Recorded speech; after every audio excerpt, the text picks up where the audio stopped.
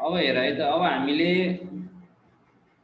अब यो define sorry के अरे centre of gravity and centroid भन्ने छ सुरुमै चाहिँ यो क्वेसन आएको छ मैले त्यही भएर सुरुमै एक्जाममा आएको क्वेसनबाट तिमीहरूलाई चाहिँ मैले सुरु गराउन खोजेँ जस्तो सेन्टर अफ ग्राभिटी भनेको के हो होइन अथवा सेन्ट्रोइड भनेको के हो यसको बारेमा मजाले एकदम डिटेलमा बुझ्नुपर्छ यो सिटिभिटी 2064 सालमा सोधेको क्वेसन रहेछ यो पहिला सुरुमा मैले फिगर देखाएँ तिमीहरूलाई फिगरबाट मैले पहिला भन्छु अनि त्यसपछि बल्ल डेफिनेसनतिर जाउँला हामी जस्तो यो एउटा कार्ड हो रेक्ट्याङ्गुलर कार्ड यता हेर example of centre of gravity for the regular shape अब्जेक्टको लागि यहाँ छ यो एउटा कार्ड हो अथवा हाम्रो पेपर कपी पेपर हो पेपरलाई हामीले ठ्याक्क दोबार्यौँ भने हामीले चाहिँ सानोमा हुँदाखेरि चाहिँ त्यो खेल्थ्यौँ नि हेलिकप्टर बनाउने अथवा चाहिँ उडाउने खेल्थ्यौँ नि उडाउने खेल्दाखेरि हामी यसरी दोबार्छौँ नि यसलाई यसरी चाहिँ बिच्चाबाट ट्याक्क दोबार्यो होइन फेरि यसलाई यसरी दोबार्यो भने सानो बन्छ बन्दैन त ठ्याक्क यो दोबारिसकेपछि अब यसलाई खोलिदियो भने यो दुईवटै डायगोनलहरूको बिचमा चाहिँ के हुन्छ एउटा मिड पोइन्ट भेटिन्छ अथवा सेन्टर पोइन्ट भेटिन्छ हो यो मिड पोइन्ट अथवा सेन्टर पोइन्टलाई नै हामी के भन्छौँ त सेन्टर अफ ग्राभिटी भनेर भनिन्छ है सुनेको छौ मेरो आवाज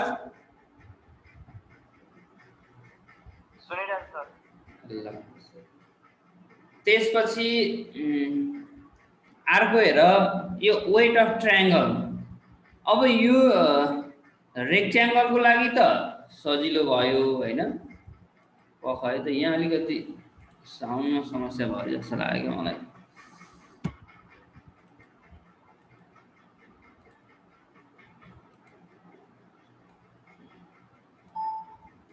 बोल त एकजना अझै सानो साउन्ड आयो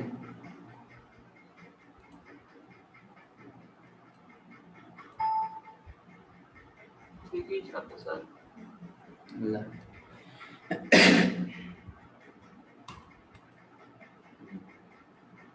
अब त्यसपछि अब यो ट्रायङ्गल हो होइन यो ट्रायङ्गललाई पनि हामीले के गर्यौँ त अब यो पहिला यो यसरी चाहिँ पटायौँ होइन यसलाई यसरी योलाई यतापट्टि ल्याएर फोल्ड गऱ्यौँ त्यसपछि फेरि यसलाई यतापट्टि लिएर गएर फोल्ड गरिदिने अथवा यसलाई यतापट्टि लिएर फोल्ड गरिदिने यसको सबै तिनटाको कमन पोइन्ट भनेको यहाँनिर हुन्छ हो यो कमन पोइन्ट भनेको चाहिँ के रहेछ त भन्दा सेन्टर अफ ग्राभिटी हुँदो रहेछ भन्ने बुझ्नु पर्यो है जहाँनिर चाहिँ कमन पोइन्ट हुन्छ त्यो भनेको चाहिँ के हो त सेन्टर अफ ग्राभिटी अथवा ग्राभिटीकोले चाहिँ मेन एक्ट गर्ने पोइन्ट भनेको के हो त भन्दा सेन्टरमा एक्ट गर्दो रहेछ त्यसलाई नै हामी सेन्टर अफ ग्राभिटी भन्छौँ भन्नु पर्यो त्यसपछि अब यो डिस्क हेर यो चाहिँ के हो त एउटा फलामको चाहिँ डल्लो पाता हो भन्ने बुझ्नु पर्यो यो बिचमा चाहिँ खाली छैन भन्ने बुझ्ने है स्पेयर हो यो स्पेयर भन्ने बुझ्ने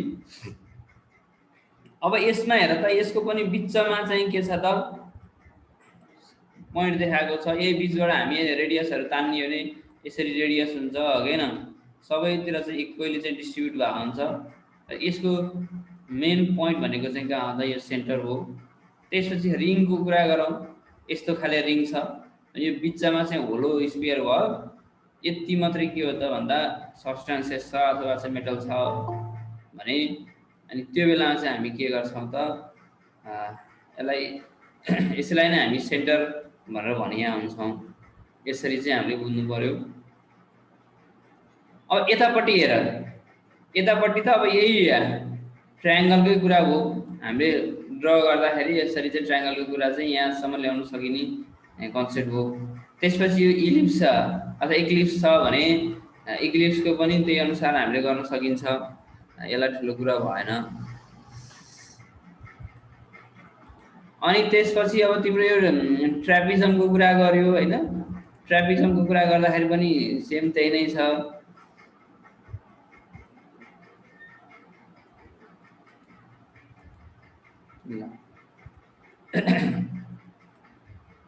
ट्रापिजमको कुरा माने त्यही तरिकाले जस्तो यहाँ हेर जुनसुकैमा पनि के जुनसुकै जस्तोसुकै जियोमेट्रिकल सेप भयो अथवा चाहिँ फिक्स जियोमेट्रिक रेगुलर सेप होस् अथवा इरेगुलर सेप होस्, दुईटैमा चाहिँ के हुँदो रहेछ भने कुनै एउटा पोइन्टमा चाहिँ होल मास चाहिँ के हुन्छ त कन्सन्ट्रेट हुँदो रहेछ।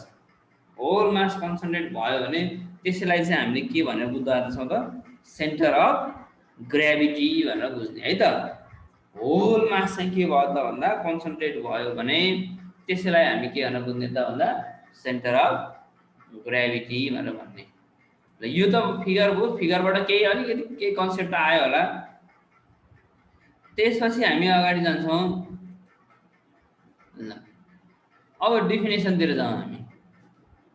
सेन्टर अफ ग्रेभिटी अथवा सिओजी, सर्ट फर्ममा हामीलाई सिओजी पनि भनेर लेखिन्छ। अब यसको डेफिनेसन फरक फरक तरिकाले छ। मैले दुई तरिकाको चाहिँ डेफिनेसन तिमीलाई राख्दैछु। जस्तो हेर त सेन्टर अफ ग्रेभिटी यतापट्टिको पहिला चाहिँ लेफ्ट साइडको हेरौँ। Centre of gravity is an imaginary balancing point where the body weight can be assumed to be concentrated and equally distributed। Centre of gravity भनेको कुनै एउटा ब्यालेन्सिङ हैन गरेको चाहिँ पोइन्ट हो रे, जहाँ चाहिँ होल मास चाहिँ के हुन्छ त कन्सन्ट्रेट भइरहन्छ। यो पोइन्टमा आएर सब मास चाहिँ के हुँदो रहेछ त कन्सन्ट्रेट भयो। यो स्पेयर भयो भने सबैको मास चाहिँ हो यो पिक्चरको पोइन्टमा चाहिँ कन्सन्ट्रेट भयो भनेर बुझ्नु पर्यो।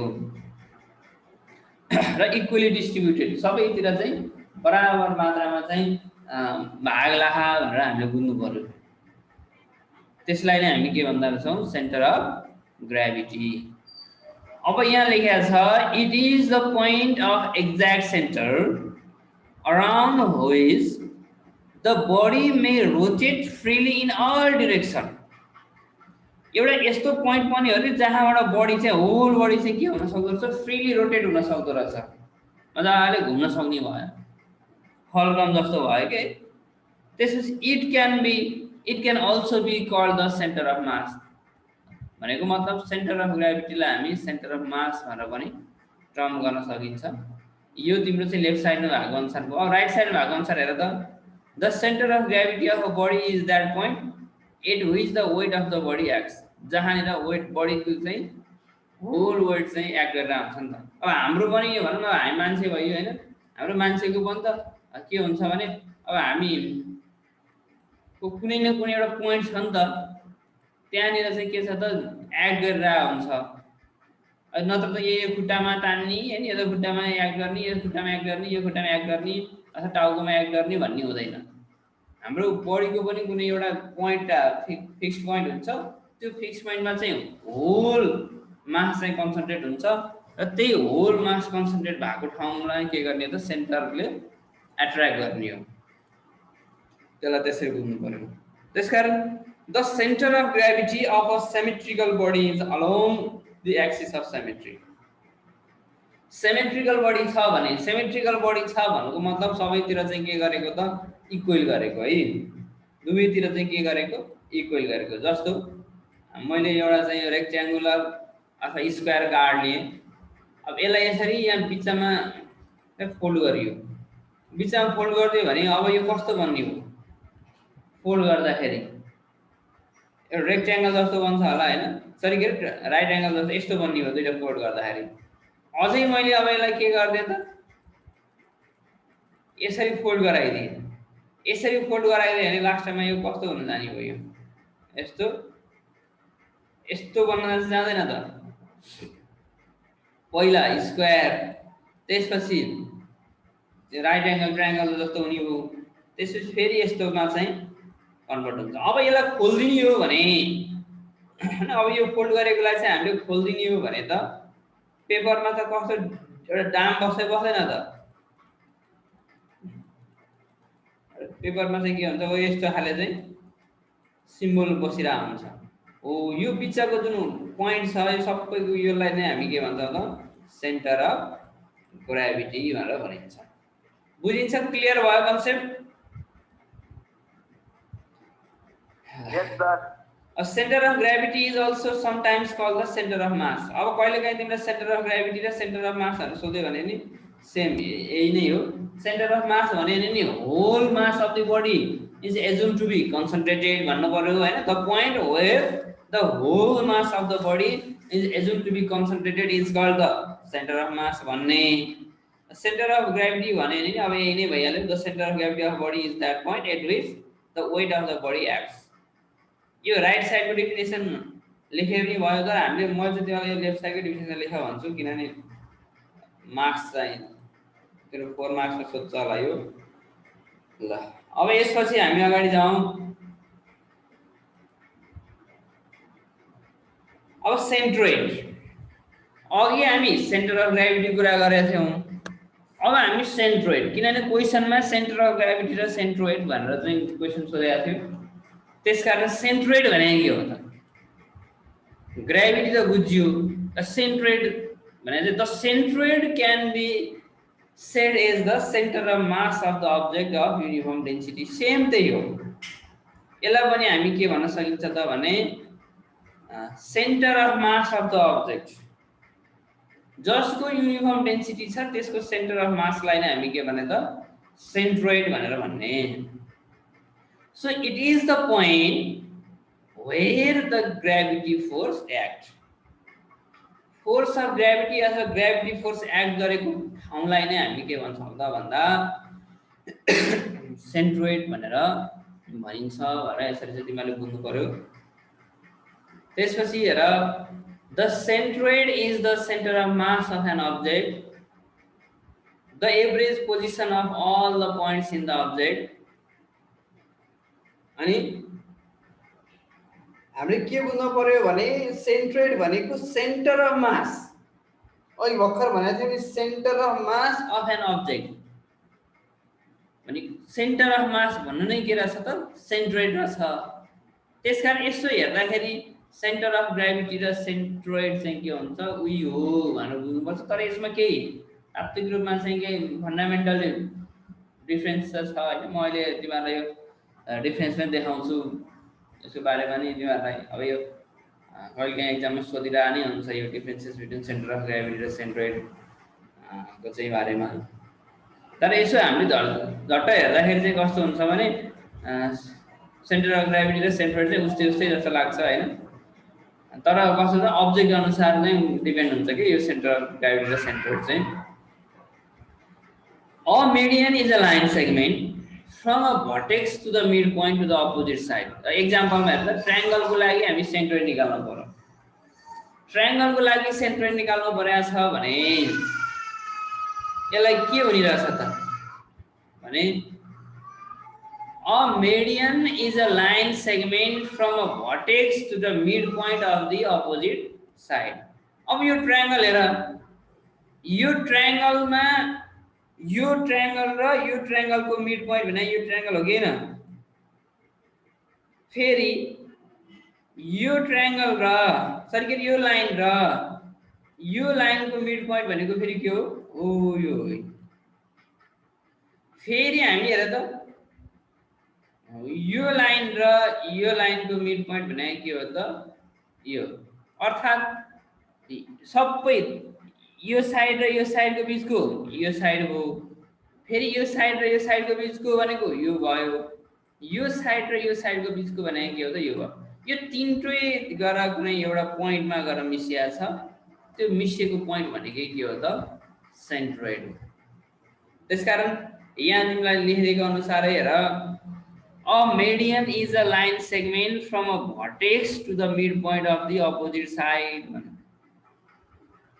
Yes, and a triangle has a 3 median. Triangle को चाहिँ के हुन्छ त तीनटा median हुन्छ तीनटा मिड लाइनहरु हुने हो जताबाट हामी बीचमा बनाउन सकिन्छ हैन यो साइडबाट बीचमा बनाउनु छ भने पाइयो यो साइडबाट बीचमा बनाउनु छ भने पाइयो यो साइडबाट बीचमा बनाउनु छ भने पाइयो यसमा the centroid is the point where the median intersect. अब यो तीनटै मेडियनहरु जहाँनेर गर्छ इन्टरसेक्ट हुन्छन् त्यो इन्टरसेक्ट भएकोलाई नै हामी के भन्दो रहेछौं त सेन्ट्रोइड भनेर भन्ने है त जहाँ चाहिँ तीनवटा मेडियनहरु इन्टरसेक्ट भयो इन केस अफ ट्रायंगल है यो ट्रायंगलको केसमा त्यसलाई नै हामी के भन्ने त सेन्ट्रोइड भनेर भन्ने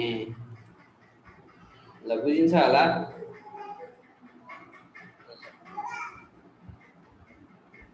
अब हेर त सेन्टर अब यो सेन्ट्रोइडहरु छ यी विभिन्न कुराको चाहिँ सेन्ट्रोइड मैले एउटा फिगर देखाइदिएको छु तिमीहरूलाई रेक्ट्याङ्गलको भयो भने हो यहाँनिर सेन्ट्रोइड हेर त यो रातो भन्दा अर्को कलर युज गरौँ है त नीलो कलर युज गरेर यसको लागि यो भयो सेन्ट्रोइड यसको लागि यो सेन्ट्रोइड भयो अब हेर यो सेन्ट्रोइड भनेको चाहिँ एउटा के भने कोअर्डिनेट निकाल्ने हो हामीले अब यतापट्टिबाट एक्स बार कति छ यसलाई एक्स बारले डिनोट गर्ने चलन छ है एक्स बार यो मिन हैन कि यो भनेको यहाँ सेन्ट्रोइड निकाल्नु पर्यो भने एक्स एक्सिस तिरको लागि एक्स बार वाइ एक्सिस तिरको लागि के गर्ने त वाइ बार सेन्ट्रोइड निकाल्ने यो सेन्ट्रोइडलाई सिम्बलाइज गर्ने त्यही भएर एक्स एक्सिस भन्ने बित्तिकै त के हुने भयो होराइजन्टल जति एक्स एक्सिस भयो भने भर्टिकल जति चाहिँ के हुने भयो त वाइ एक्सिस भयो कुनै यो पोइन्टमा चाहिँ सेन्ट्रोइड छ भने अब यसलाई चाहिँ के गर्नु पाइन्छ एक्स बार कमा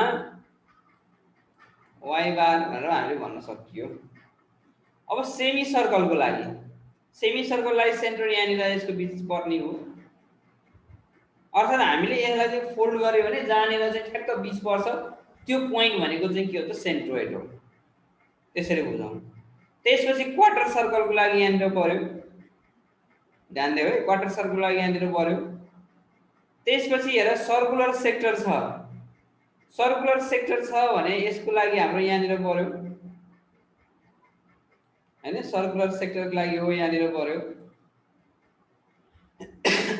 आर्क सेगमेन्ट छ भने यहाँनिर पर्यो आर्क दिएको छ भने जस्तो एरिया अन्डर द स्पेन्डल अब यस्तो खाले एरिया आयो कहिलेकाहीँ यस्तो खाले एरिया सोधिन्छ हैन अनि यस्तो बेलामा यहाँनिर चाहिँ सेन्ट्रोइड पर्ने हो अब सेमी सर्कल छ भने यो त सेमी सर्कलको त सजिलो के भयो त यसको त ठिक्क बीचमा पर्छ सर्कलको सेमी सर्कलको रेक्ट्याङ्गलको अनि तिम्रो स्क्वायरको त धेरै सजिलो भयो यसरी हामी यसको चाहिँ सबैको डिराइभ गर्छौँ यहाँ अहिले मैले सुरुमा त तिमीलाई देखाएँ मात्रै ल अब हेर त differences between centre of gravity and centroid centre of gravity र सेन्ट्रोइडको बीचमा चाहिँ के फरक छ त हामीले यसो हेर्दाखेरि त हामीलाई कस्तो लाग्यो भन्दा सेन्टर अफ ग्राभिटी र सेन्ट्रोइड उस्तै लाग्यो हो कि हैन हाम्रो बुझाइमा सुरुमा बुझ्दाखेरि तर यसमा केही चाहिँ फन्डामेन्टली चाहिँ केही चाहिँ डिफरेन्सेस छ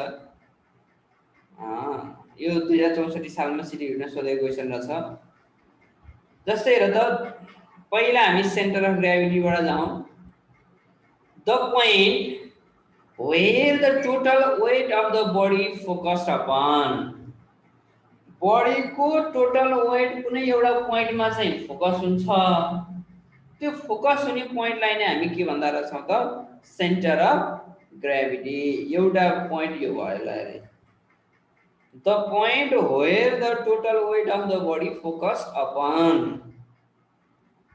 centroid मा के भन्छ त भन्दा it is referred to the geometrical center of a body यसले चाहिँ सेन्ट्रोइडले चाहिँ के रिफर गर्छ त भन्दा जियोमेट्रिकल सेन्टर हैन जियोमेट्रिकल सेन्टर चाहिँ कुन हो बडीको चाहिँ जियोमेट्रिकल सेन्टरलाई रिफर गर्ने भने चाहिँ के रहेछ त सेन्ट्रोइड रहेछ यो चाहिँ होल वेटलाई चाहिँ एक्ट गर्ने भयो भने यसले चाहिँ geometrical centre geometrical shape and size जुन छ त्यसको चाहिँ सेन्टरलाई एक्ट गर्ने हो त्यसपछि हजुर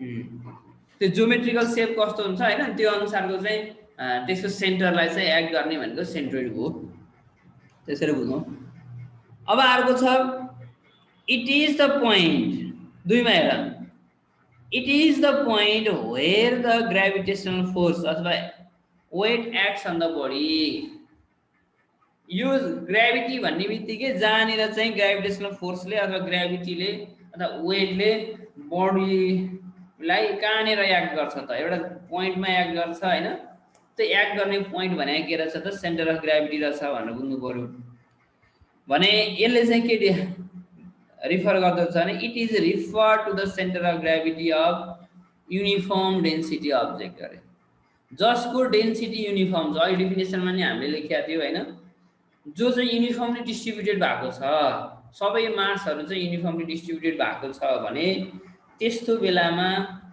मात्र यसले के गर्ने हो त सेन्टर अफ ग्राभिटी चाहिँ रिफर गर्ने हो त्यसकारण it is refer to the centre of gravity of uniform density object uniform density छ भने मात्रै सेन्टर अफ ग्राभिटी जस्तो चाहिँ यसले रिफर गर्ने भयो युनिफर्म डेन्सिटी छैन भने त्यो बेलामा यसले सेन्टर अफ ग्राभिटी चाहिँ रिफर गर्दैन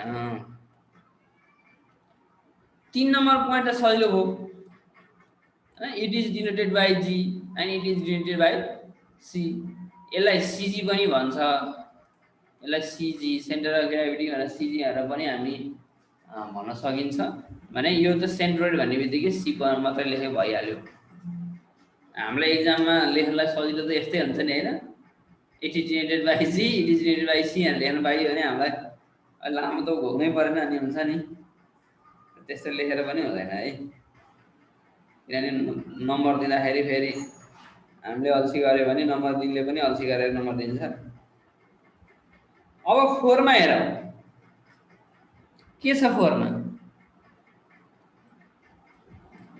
center of gravity in a uniformly gravitational field is the average of all points weighted by the local density of specific weight भन्छ center of gravity भने चाहिँ के हो त भन्दा uniformly gravitational field is the average of all the points हैन gravitational field हुन्छ एउटा अर्थको एउटा gravitational field हुन्छ अथवा हरेक कुराको अहिले हाम्रो अर्थमा बसेर अर्थको कुरा गर्छौं अरु प्लानेटहरु हेभेन्ली बडीजहरुमा गएर यिनीहरुको पनि के हुन्छ त ग्राभिटेसनल फिल्ड हुन्छ त्यसमा चाहिँ एभरेज पोइन्ट हो सबै पोइन्टहरुको एभरेजलाई चाहिँ हामी के भन्न सकिँदो रहेछ भने सेन्टर अफ ग्राभिटी भन्न सकिँदो रहेछ भने सेन्ट्रोइड भनेको चाहिँ the centroid is a point in a plane area in such a way that the moment of area about any axis throughout that point is 0 अब यहाँ मोमेन्ट अफ मोमेन्ट निकाल्नु पर्छ कुनै एउटा एक्सिसबाट मोमेन्ट निकाल्दाखेरि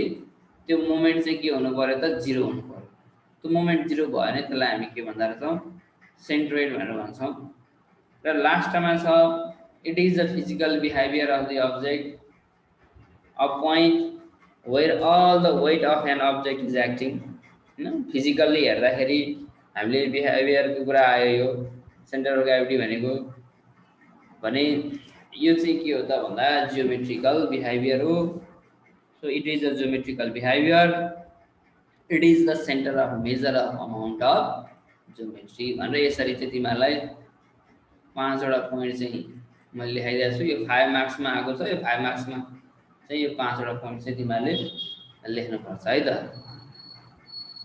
ल अब यसपछि हामी जान्छौं एउटा छ axis of symmetry axis of सिमेट्रीको कुरा गरौँ अब यो तिमीले अप्सन म्याथ पढेकाहरु छौ भने त्यसमा ट्रान्सफर्मेसनको कन्सेप्ट अलिकति ट्रान्सफर्मेसनको कन्सेप्ट यहाँ चाहिँ लागू हुन्छ हैन अप्सन म्याथ नपढेकाहरुलाई चाहिँ अलिकति यो कन्सेप्ट नहोला तर खासै त्यस्तो छैन त्यसलाई आति हाल्नु पर्ने अवस्था पनि छैन अब एक्सिस अफ सिमेट्री भने के हो त त्यसको बारेमा बुझौं फिगर हेरेर पनि क्लियर भइसक्यो होला हैन जस्तै यो फिगर हेर यो फिगरको ठिक्क बीचमा हामीले कट गर्दियौ भने एउटा चाहिँ इमेजिनरी लाइन ड्रा गर्यौ भने यतापट्टि लेफ्ट साइड र राइट साइडमा सेम पार्ट परेको परेन त लेफ्ट साइड र राइट साइडमा चाहिँ एक्ज्याक्टली सेम चाहिँ पार्ट हुन्छ यसलाई हेर यसलाई पनि हामी बीचबाट चाहिँ कट गर्ने हैन यो पार्ट र यो पार्ट ट्याक्क जोड्दिने भने सेम हुन्छ त्यसपछि यो पार्टको कुरा गर यसको हेर यो फिगर हेर यो फिगर हेर यो फिगर हेर यसमा हेर जुनसुकै फिगर यसमा पनि सबैमा हामीले जुन यो डट डट दिएको छ डट डट दिएको ठाउँमा हामीले फोल्डिङ गर्ने हो भने चाहिँ टु इक्वली पार्टमा चाहिँ डिवाइड गर्न सकिन्छ यसलाई हामी चाहिँ के भन्छ सिमेट्री भन्छौं है यो बाइलेट्रिकल सिमेट्रिकल भनेर पढाइ नै हुन्छ नि हामीले जस्तो हाम्रो बडी नै के हो त हाम्रो बडी भनेको बाइलेट्रिकल सिमेट्रिकल हो हेर। हाम्रो बडीलाई यहाँ बिचबाट सर्र चिर्दिने हो भने एकापट्टि एउटा हात अर्कोतिर एउटा हात होइन, नाकको बिचबाट चिर्ने अन्त एउटा आँखा एकातिर अर्को आँखा अर्कोतिर हो कि होइन। नाककै जुन दुईवटा पाल छ, नाककै दुईवटा पाल चाहिँ दुईतिरै भागतिर जान्छ। तलदेखि माथिसम्मको सर्लक्क पार्टहरू चाहिँ हाम्रो के भन्छ त इक्वल भागमा चाहिँ हामी चाहिँ डिभाइड गर्न सक्छौँ। त्यो भनेको बाइलेट्रिकल सिमेट्रिकलको अथवा दुईवटा भागमा डिभाइड गरियो हो। तर यहाँ सिमेट्री भनेको त हामी जतिसुकै भागमा पनि अथवा पार्टमा पनि इक्वली डिभाइड गर्ने, मिरर जस्तो देखिने के यसरी बुझ्नुपर्छ। फिगरबाट पनि बुझिसक्यो होला होइन। So axis of symmetry is a line that divides an object into the two equal half. Clear हो? Clear हो नि हैन?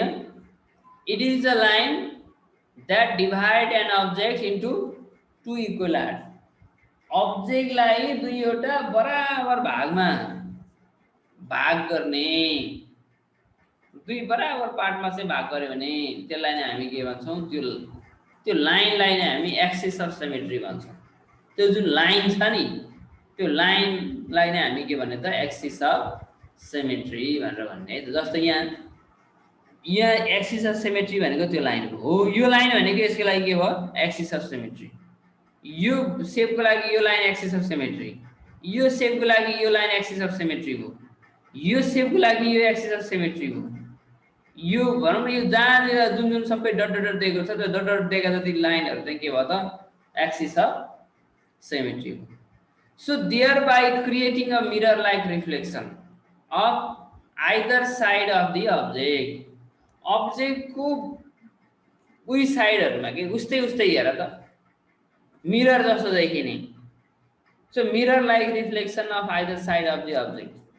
So the odd symmetry implies, यो odd symmetry ले चाहिँ के implies गर्छ त भन्दा ब्यालेन्स, दुवैतिर चाहिँ इक्वली ब्यालेन्स गरे भनेर बुझ्छ है त।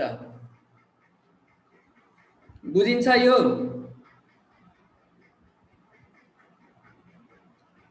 कसैलाई केही कन्फ्युजन छ? छैन नि है, सजिलो छ यो। दुई अब्जेक्टलाई चाहिँ दुईवटा बराबर भागमा डिभाइड गर्ने जुन लाइन छ त्यो लाइनलाई नै हामी के भन्दा रहेछौँ, एक्सिस अफ सिमेट्री भनेर भन्छौँ। ल अब यो फिगरहरुबाट पनि हामीले क्लियरली बुझ्न सक्छौँ। अब अहिलेसम्म त सजिलै लागिरहेको नि हैन, गाह्रो छैन नि।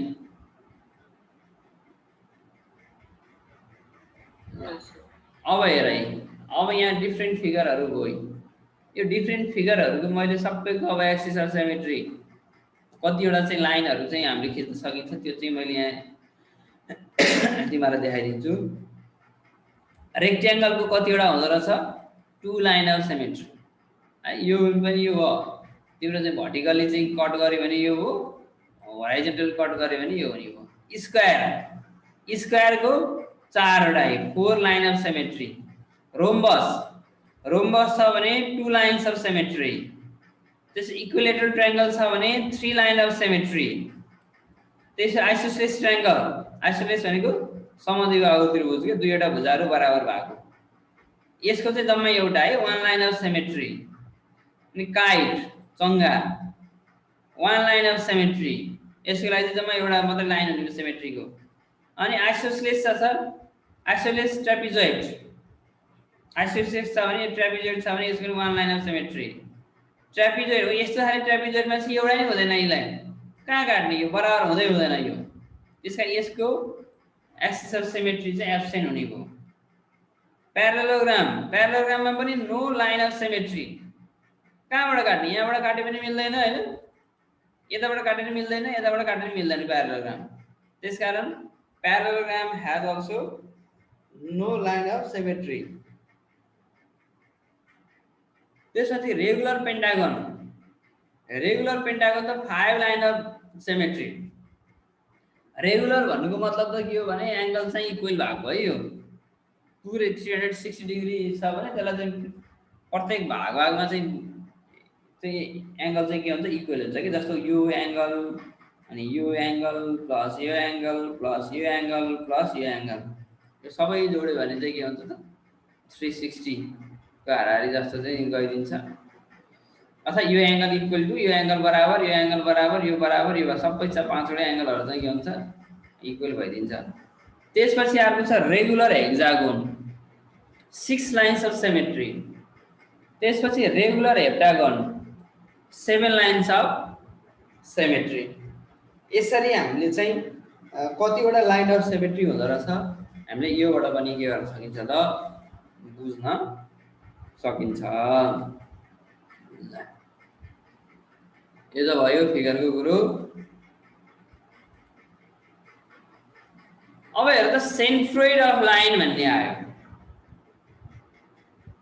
अब एउटा लाइन दियो, अब हामी यो पाठमा पढ्ने भनेको सबै सेन्टर अफ ग्राभिटी र सेन्ट्रोइड निकाल्ने है। अब सेन्ट्रोइड अब कुनै एउटा स्ट्रेट लाइन रहेछ, यस्तो लाइन होस् अथवा यस्तो लाइन होस्, यसको सेन्ट्रोइड निकाल्ने त कसरी त? जस्तो यहाँ हेर त, for one dimension object such as a rope wire cable, यो सेन्ट्रोइड अफ लाइन चाहिँ कसको मेजर गर्न सकिन्छ भने वान डाइमेन्सनलको लागि, जस्तो रोप डोरीको भयो हैन, तारको भयो, केबल भयो, यिनीहरू भने यो त लाइनको फर्ममा हुन्छ।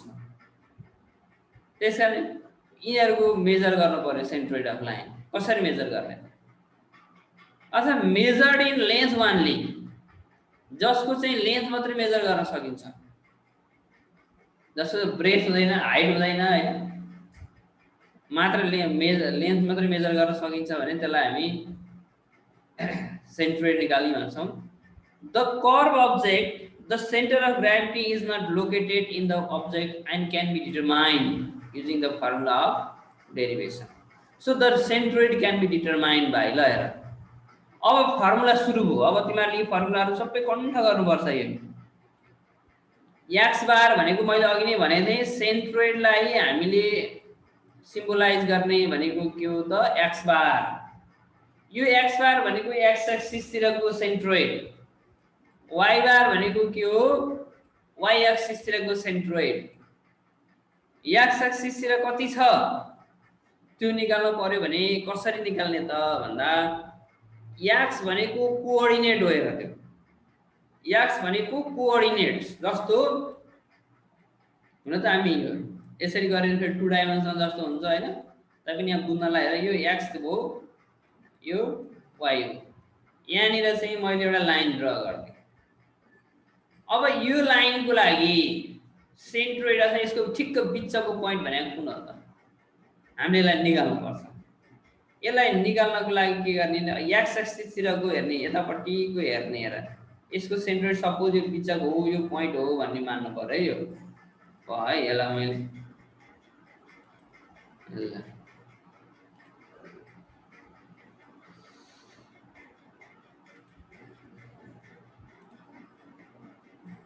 अर्को कलर गर्न खोजेँ के, जस्तो हो यो पोइन्ट चाहिँ हो भन्नुको मतलब त यो सपोज हो यो पोइन्ट हो, यसको लागि त एउटा कोअर्डिनेट चाहियो नि त हैन। यहाँ x बार भयो, यहाँ के हुने भयो y बार हुने भयो।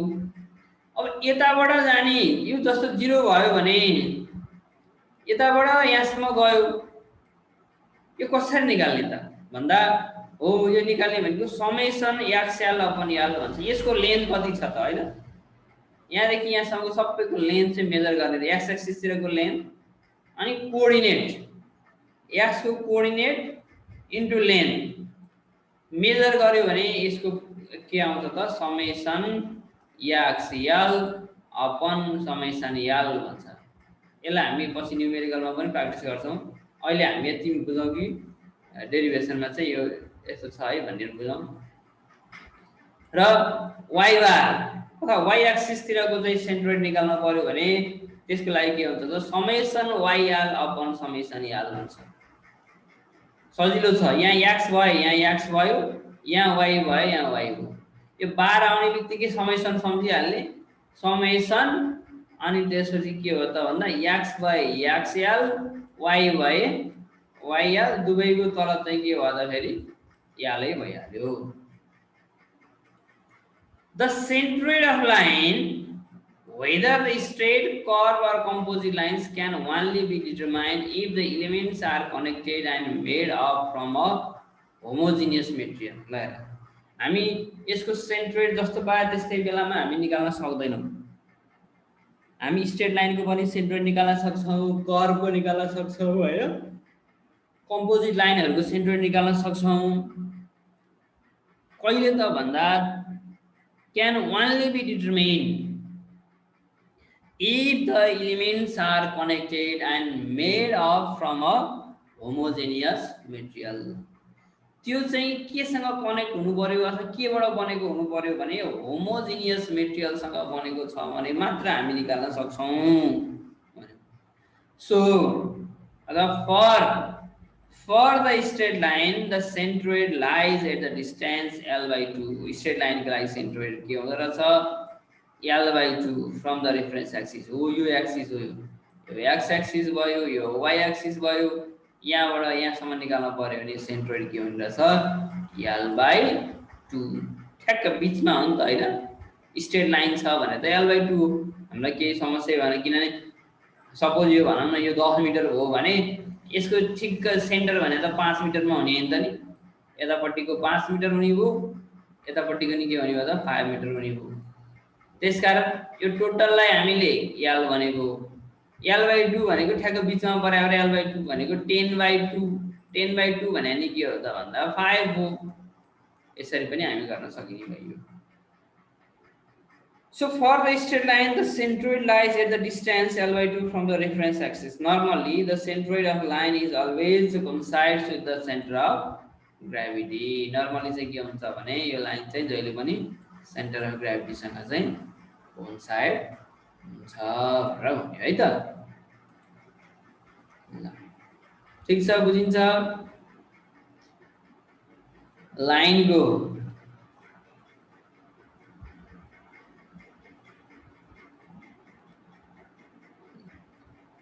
अब अघिको लाइन को थियो, अब हामी कम्पोजिट एरियातिर जान्छौं। अब बिस्तारै हामी अलि भासतिर जान्छौं है। अब बिस्तारै यो चाहिँ के छ अलि मैले बिस्तारै लिएर गएको छु है तिमीहरुलाई। अब यो अलिकति तिमीहरुलाई नयाँ कन्सेप्ट छ हैन, बुझ्नलाई गाह्रो हुन्छ हैन। मैले बिस्तारै भनिरहेको छु, मैले हतार गरे हैन।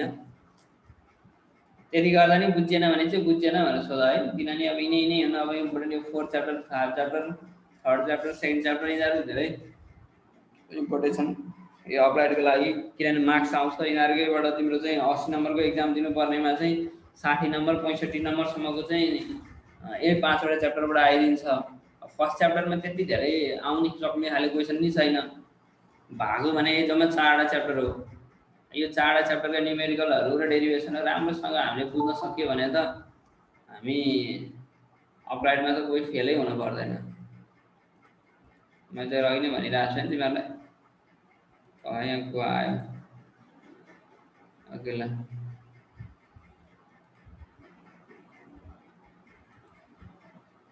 ल। अब हेर त centroid of composite area, composite एरियाको सेन्ट्रोइड निकाल्न पर्यो। अब अघि हामी एउटा लाइनको थियो हैन, लेन्थको थियो, अब एरियातिर गयौं। त्यसको लागि कसरी निकाल्ने त भन्दा let us consider a homogeneous thin plate of uniform thickness T। एउटा पातलो प्लेट लियो, यो हेर न यो इरेगुलर प्लेट, यसको रेगुलर कुनै छैन हैन। थिकनेस कति रहेछ यसको? थिकनेस T रहेछ। Let DA be the differential area of the plate in XY plane. XY प्लेनमा चाहिँ हामीले कुनै एउटा DA भन्ने चाहिँ एरिया सानो इन्फाइनाइटेसिमल चाहिँ एरिया लियौं। DA be the differential area of the plate in XY plane. So the differential volume is given by differential volume भन्ने बित्तिकै के भयो त dV is equal to volume निकाल्ने फर्मुला के हो? V भनेको त के हो त थिकनेस इन्टु एरिया हो। यो पनि हो, एरिया भनेको L इन्टु B हो। यो T भनेको थिकनेस अथवा हाइट याज पनि लिन सकिन्छ। अब इन्फाइनाइटेसिमल दिएको छ त्यसकारण हामी यसलाई एरिया के भन्यो DA भन्यो। त्यसैले dV is equal to T into DA. Then total volume is equal to T into DA. Total volume भने चाहिँ के हो त भन्दा टी इन्टु डिए। यसलाई गाह्रो कुरा भएन। अगेन अब यहाँ बुझ्नुपर्ने कुरा आयो, यो फर्मुला तिमीहरूले अब माइन्डमा सेटअप गर्ने। भोल्युमको आयो भने यहाँ हेर है, अब भोल्युमको आयो जस्तो यहाँ चाहिँ डिबी आयो भने त्यो बेला एक्स बार केसँग आउँदो रहेछ 1/v integration over X DB. यो सूत्र हो, यो कताबाट आयो नभन, यो के हो, यो फर्मुला हो। यो X bar is equal to 1/v। ल हेर कसरी आयो म तिमीलाई भनिदिन्छु। X bar is equal to 1/v integration over X DB भयो नि। अब यो डिबी र यो एक्स छ, यो र एक आपसमा चाहिँ यहाँ करेस्पोन्डिङ भएन सपोज भने यो एक्स त बाहिर आउँछ हो। एक्स बाहिर आइसकेपछि भोल्युम त जस्ता ततै रहन्छ भी इन्टु यसको इंटीग्रेशन के मात्रै रहने हो डिबी। जस्तो डीएक्स को इंटीग्रेशन छ भने के हुन्छ, एक्स मात्रै आउने हैन। त्यसो भने त डिबी को इंटीग्रेशन हुँदाखेरि के मात्रै आउँदो रहेछ, बी मात्रै आउँदो रहेछ भने यो बी र बी के हुन्छ क्यान्सल हुन्छ। भनेपछि एक्स बार भनेकै के हो त भन्दा एक्स र छ त्यो भइसकेपछि वाइ बार भने पनि के रहेछ त वाइ मात्रै रहेछ। यसरी हामी बुझ्नु पर्यो है। अतएव भोल्युमको कन्डिसनमा छ भने हामी इन्टिग्रेसन मेथडमा जाँदाखेरि 1/v integration over X DB, Y को टर्ममा छ भने 1/v वाइ डिबी हो। अब यसलाई हामी एरियाको टर्ममा लान पर्यो है, किनभने हामी यहाँ भन्दैमा सेन्ट्रोइड अफ कम्पोजिट एरिया भनेर भनेका छौँ। त्यस कारणले गर्दा एरियाको टर्ममा लाँदाखेरि के हुने भयो त भन्दा भोल्युम भनेको टी इन्टु ए गरियो हैन। भोल्युम टोटल भोल्युम भनेको टी इन्टु ए गरियो, इन्फाइनाइट सिम्बलको कुरा गरेका छौँ। अनि यो एक्स एजिटी छँदैछ, एक्स एजिटी छँदैछ। डिबी भने के हो त फेरि डिबी भने टी इन्टु डिए हो। त्यही भएर डिबी भनेको ठाउँमा हामी टी इन्टु डिए लेख्यौँ। बुझ्छौ यो स्टेप। अब यो टी र यो टी के हुने भयो क्यान्सल हुने भयो। यो इंटीग्रेशन भित्र भएको थिकनेस त बाहिर आउँछ हैन, बाहिर आएर चाहिँ एक स्टेप फड्काएर गरे नि मैले एक स्टेप फड्काइदिएँ। यो टी टी के हुने भयो क्यान्सल भइसकेपछि बाँकी रहने भनेको त के हो त 1/a integration over x D. अब तिमीहरूलाई जहाँ जहाँ एरिया सोधे हुन्छ पछि न्युमेरिकल गर्दा एक्स बार भनेको के हो त भन्दा 1/a इंटीग्रेशन एक्स डी भनेर तिमीहरूले यो सूत्र भोग्नुपर्छ। यो सूत्र तिमीहरूले कण्ठ गर्नै पर्यो। यो च्याप्टर राम्रोसँग चाहिँ यो च्याप्टरबाट नम्बर ल्याउनु छ भने यो सूत्र कण्ठ गरिदिहाल्ने है।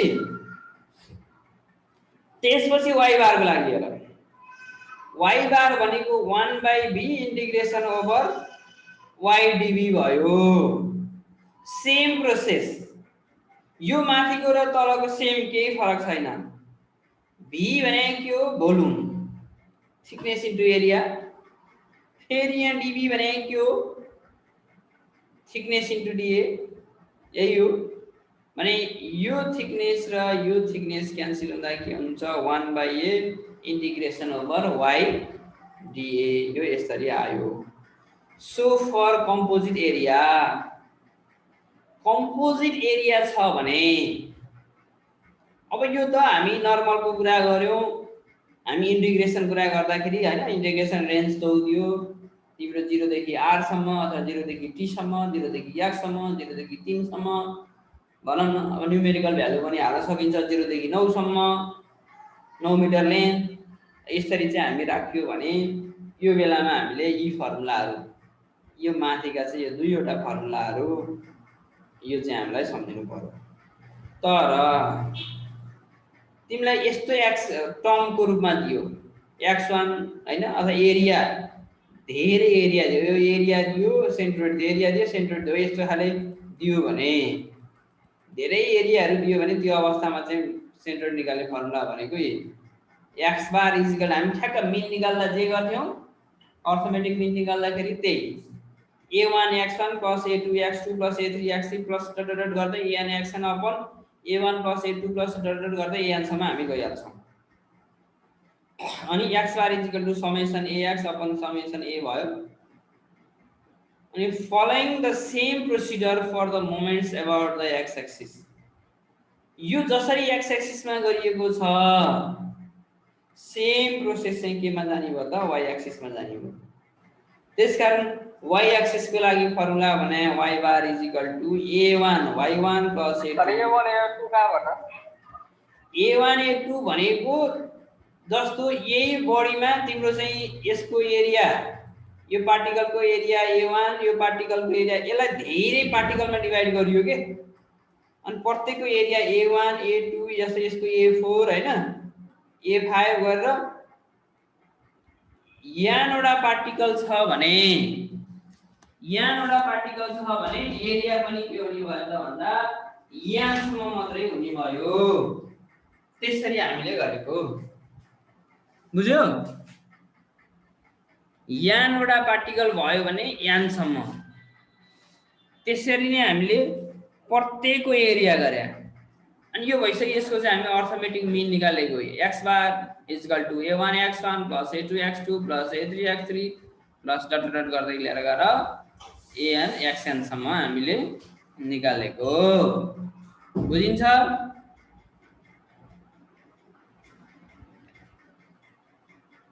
कि बुझिदैन ल।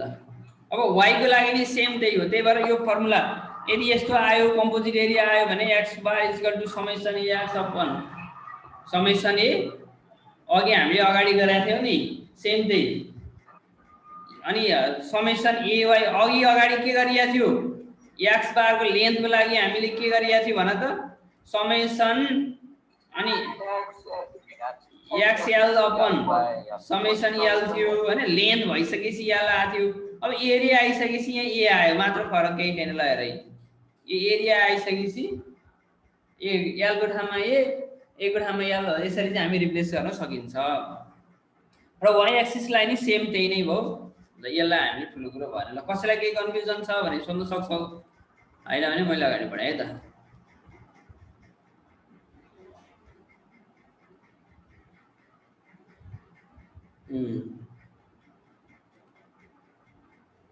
ल अब सेन्ट्रोइड अफ कम्पोजिट एरिया यो तिमीलाई यो लेख्नको लागि भनेर मैले यो हाल्दै छु हैन। यति लेखेर यो अघि मैले जे भनेको कुराहरु सबै यही छ।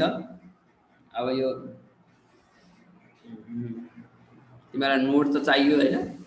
त्यही भएर यो नोटको लागि चाहिँ मैले हो यो सेन्ट्रोइड अफ कम्पोजिट एरिया भनेर यो यही नै तरिका हो। यहाँ चाहिँ के छ भने यसलाई डिस्क्राइब गरेको छ। अगाडि चाहिँ मैले हो यति चाहिँ काटेर अगाडि हाल्दिएँ हैन।